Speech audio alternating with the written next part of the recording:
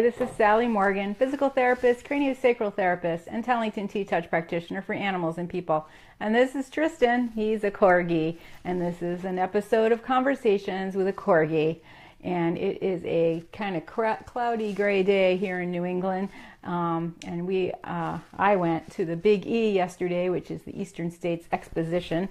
It's a giant state fair for the entire region of New England. It's really fun. Tristan has been there sometimes, but it was a really hot day. It would have not been a nice place for a dog yesterday.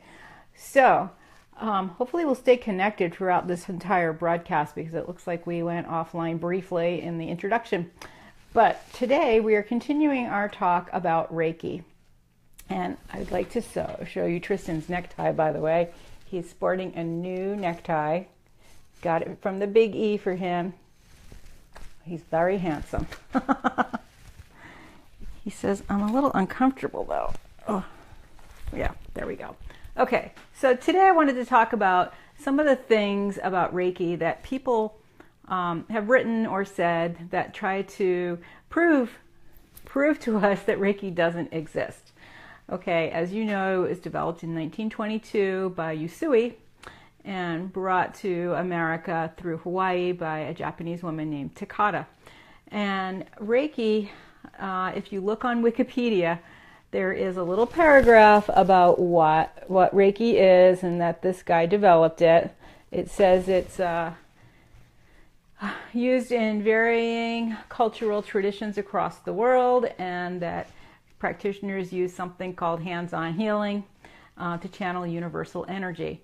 The next paragraph says that Reiki is pseudoscience and that there is no such thing as universal life force.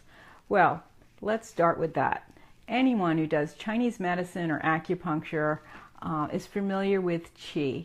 And qi is that life force, that universal energy that is running through our acupuncture meridians throughout our bodies and our animals' bodies. And qi has been known about and written about and worked with for thousands of years because Chinese medicine is a very ancient practice.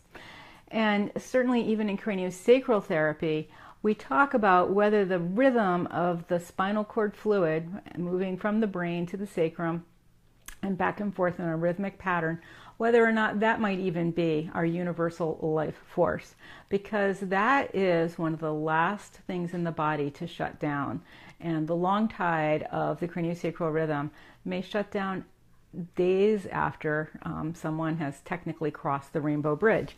So this idea of a life energy, a life force that is within all of us is part of many, many traditions.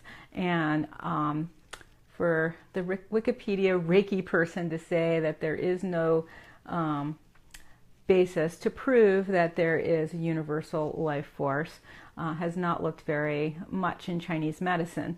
And yeah, can we prove it in a scientific sense? I actually think we can, because as I mentioned in my first episode about Reiki, when I was in PT school, we were doing ultrasound on our forearms where there are many acupuncture points. And we had those points poked on our arms with little pen tips, so we knew where they were. And while we were doing running the ultrasound head over our arms, if you touched that point with your other hand or with someone else's hand, you could feel an electric charge over those acupuncture points. So, and it was everywhere, over all different tendon areas. So the ultrasound just amped that up. And of course, our nerves are great conductors of electricity, but there has to be some kind of electrical force present in the nerves in order for the nerves to conduct the electricity in the first place. So I disagree with this idea that there is no such thing as a universal life force. And we have all seen that, little bird or animal that has been injured, a butterfly maybe, and many of us, Reiki practitioners or not, have just sat with it for a few minutes, sent it love, put our hands around it, and watch that animal gather strength, or that butterfly, and fly away. So just a presence can make a big difference in someone's healing. It also says that Reiki has not been shown to be effective as a medical treatment for any medical condition. Well, many people It depends on what you define as a medical condition. Certainly, if you have anything significant going on, even a cold, you want to seek conventional medicine to make sure that it doesn't turn into pneumonia, or that you don't get sicker, or that you're not missing something. We are not great at diagnosing our own personal illnesses. And certainly Reiki can help with your average chronic sprained ankle, or stress from work, or any kind of spiritual situation or emotional problem that you might be having, because it is really comforting to have someone's hands on your chakras to help bring healing to your body. But this idea that it is absolutely useless in a medical setting, I think a lot of nurses who are using Reiki in a medical setting, certainly in the area of pain relief, would disagree. I mean, yes, you are not going to cure something with a person by doing Reiki or an animal with them, but the amount of energy that comes off the human hand is exactly the vibrational frequency you need to heal bone. So there is some credibility to the idea of transferring or moving energy from one to another, and having that be effective. And then I must also bring up this wonderful book called You Are the Placebo by Joe Dispenza. So a lot of times in trying to discredit kinds of alternative medicine, they say, oh, that's just the placebo effect. It can't really be anything more. However, the placebo effect, as much as some may poo-poo it, is a well-documented, interesting way of healing and using the mind, the power of the mind. By thinking you're taking something that's helping you, you in fact are helped. And it is a profound thing that the placebo effect even exists. And Dispenza talks about many different healing modalities and alternative therapies, and really cutting edge thinking to treat many medical conditions using some of these ideas from the idea of a placebo effect, which means, the idea that your mind, since someone said this pill's going to help you, you believed it would, and so now you're better. So the placebo effect is well documented, and this book is certainly a good read for anyone. It was a New York Times bestseller, and it really is an interesting book for anyone that's interested in healing, or anyone who has something chronically going on with them. There are amazing alternatives available for people with a lot of different issues. So the other thing I want to say about the placebo effect, well, one of the other things, is that it was in one of the PT magazines years ago that the most important thing they found in someone getting well during PT treatment was the belief of the therapist in the efficacy of the modality they were using. So whether that be ultrasound, e-stim, heat, ice, exercise, the therapist's belief that that thing would be the answer for this person was the most important factor in that person getting better. And of course they did this in a scientific way with pain scales and activity scales and things like that to determine if the person was indeed better or just saying that. So what they found was that the therapist's belief mattered the most. So going along with the idea of the placebo, if the Reiki practitioner believes that they are helping, then it may be helpful to the person or pet that's on the table. And one of my friends whose horses I've worked on for years, and her dogs occasionally, she keeps them pretty healthy, and one of her cats actually I worked on quite a bit, she says that there is no documented placebo effect in animals. And so if you provide a treatment for an animal and the animal is then no longer limping, it's pretty good evidence that that treatment was effective. And at that point, I can't even say to the animal, I am going to help you walk better. You are just doing your work, and then the animal walks differently after the treatment. Thank you, Bisky. He's very kissy today. Another thing I'd like to talk about that is intention. And intention has been discussed widely in craniosacral therapy and certainly in Tellington T-Touch work. It's so important to Linda now that it is included as one of the elements of our T-Touch work, along with T-Touches, ground exercises, equipment, and other aspects of team. Intention is really important. So if your intention is to be of help, to offer assistance, to see what you can do, to have an open mind about what you're doing and exploring as you're working with the animal. You leave open the possibility for anything to happen. Your intention is not necessarily to heal, but your intention is to allow that animal to find its highest and best from what you are offering, which could be any number of things. For some animals, like I had a cat come here once and I wasn't so sure that he was this close to the Rainbow Bridge coming, but I worked on him and he got a lot better. He was walking around, he was purring, and he had about 24 wonderful hours with his family when he left. And at the end of that day, he just got tremendously worse and passed away quietly after maybe an hour. So if I had been trying to, quote, heal him, he may not have been able to embrace that extra time and explore his world with his family and let them remember the wonderful cat that he was before he crossed the Rainbow Bridge. So many times there are things going on that we don't know about. So your intention has to be open. It can't just be heal or make this better, because there are many possibilities. And generally we talk about just allowing to have something happen, a change. And in T-Touch work, certainly we talk about, Linda talks about opening the cells to the possibility for their potential for perfect function. And that is really a good intention to use with any kind of body work, Reiki, craniosacral therapy, or T-Touch, to remember your potential for perfect function. Because that is allowing the cell to make the choice. And this idea of intention can make a huge difference. I think I've told this story before, but we were once at a T-Touch training and a horse arrived, a thoroughbred, who was having an extremely bad case of colic, and everyone was just pleading with him and working his ears, and the vet was there, he was doing acupuncture, and the horse was in grave crisis. Like, he was in a lot of pain and really struggling, and he was a young guy, he was like 4, and his person had only had him a month. She was kind of a novice-y rider.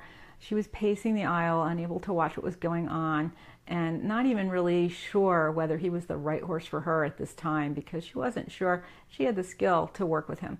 Meanwhile, a Feldenkrais practitioner and me and a animal communicator were standing across the ring, and the animal communicator said, "The horse wants me to tell you two that he's really happy that you guys are here for him, because you're holding a space for him to make the choice to live or die." And he is very disturbed by all the extra noise of the people begging him to stay with them. And he really is appreciative of the opportunity to make a choice, because he really is making a choice right now. He had a very bad time at the track. He is very grateful for the person who has him. And even that person was in the aisle saying, "I'm okay with this either way. I'm not sure I've made the right decision. I have no regrets about getting this horse or bringing him here." So sure enough, the horse survived, and he went on to live with that person for many years and be a great horse for her. But really, if it's a certain lesson in the power of being open to possibility, remembering your potential for perfection, rather than pleading to stay with us and be here, because that's more about my need for you to be here than it is about you doing what you need to do for you. So intention is very powerful, and that's an important part of a Reiki treatment. So this idea that there's no scientific evidence, certainly there's evidence that intention matters. When we look at a book called The Hidden Messages of Water by Massimo Emoto, I should have that here with me, but it's over the other corner. Anyway, that book has shown that just putting your intention on a piece of paper and attaching it to a little vial of water that is going to be frozen can really affect the type of water crystals that are formed. And certainly, if your intention is to heal or send love, you get these beautiful crystals. And if your intention is, "I will help you," the crystals don't form quite the same way as they do when it's just love, or a picture of a dolphin, or a picture of an angel. So intention matters a lot.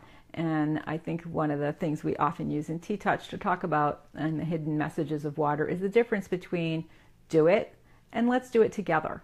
The do it shows a picture of a crystal that looks like a bullet hole went through it and it really didn't form. Let's Do It Together is a beautiful snowflake crystal. And that's the difference. Our bodies are made out of water, and that companionship and, I'm in this with you, that's conveyed with Let's Do It Together, makes a much more beautiful crystal than Do It. And think about the way we talk to our dogs all day, or our kids, come, sit, stay.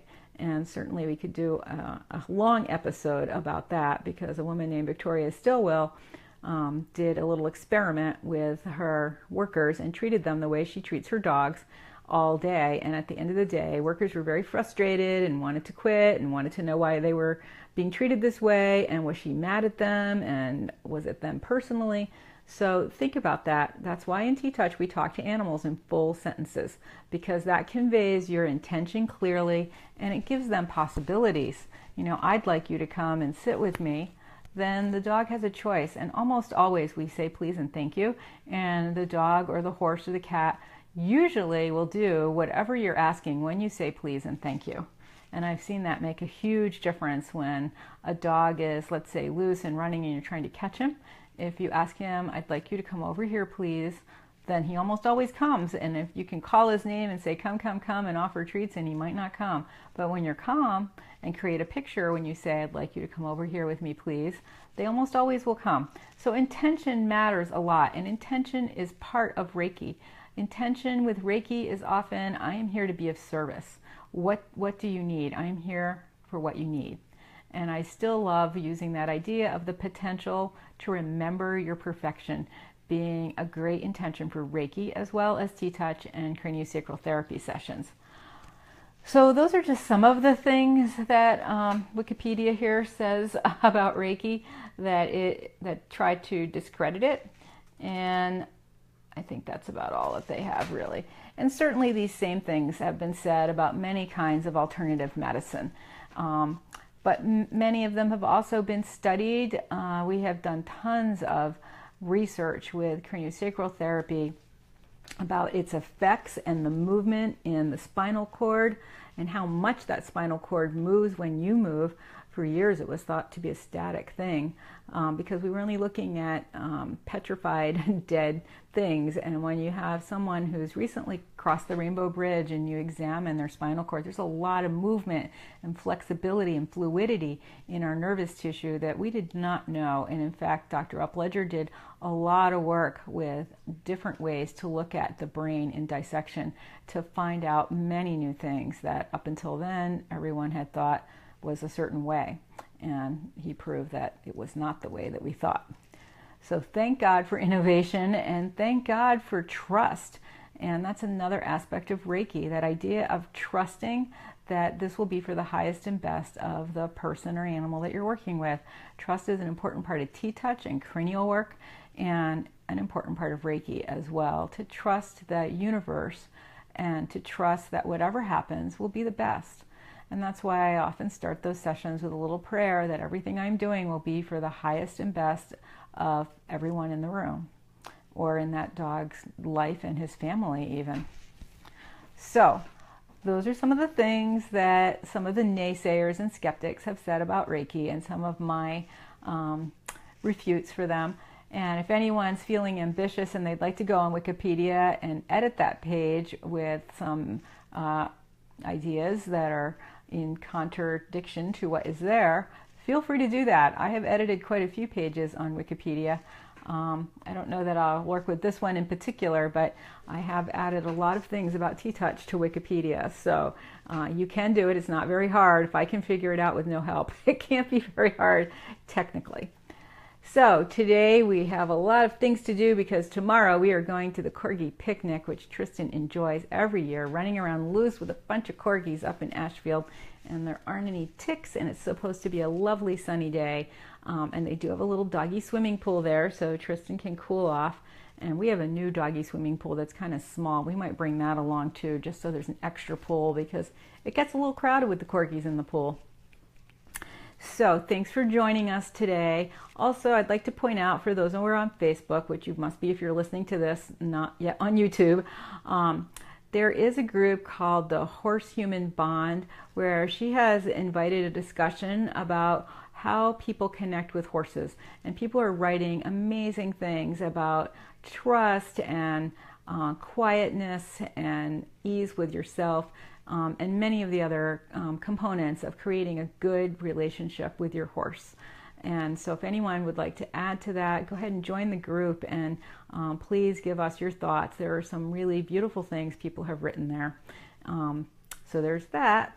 And don't forget Dream Vision 7 radio to listen to my sister's interviews on Mondays and Tuesdays at 7 a.m. and 7 p.m. Eastern Time. Really great. And my book is being featured there for this month, so check that out if you haven't already. And tomorrow we'll have some more announcements. And I am doing a T-Touch class at Monkey's House the Friday and Saturday coming up at the end of the month. I think it's September 29th and 30th. So check that out on my website as well. And if you are in the area, please contact me about participating in our class in some way. If someone can only do half a day or wants to do 2 days or 1 day, I'm open to making this available to anyone who would like to join us, because I really want to benefit the dogs at Monkey's House, and I know that T-Touch helped them when I worked on them privately when I went there. And to have some people available in the area to work with those dogs, those senior rescued wonderful dogs, it would be a great thing. So I will see you tomorrow for another episode of Conversations with a Corgi.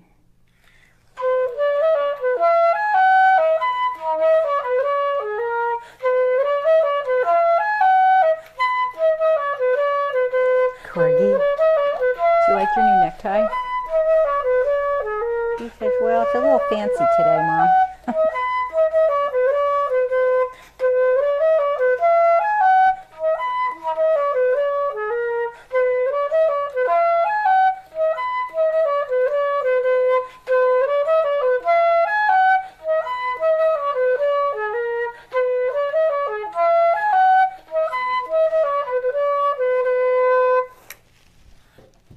Have a great day, everyone, and we will see you tomorrow.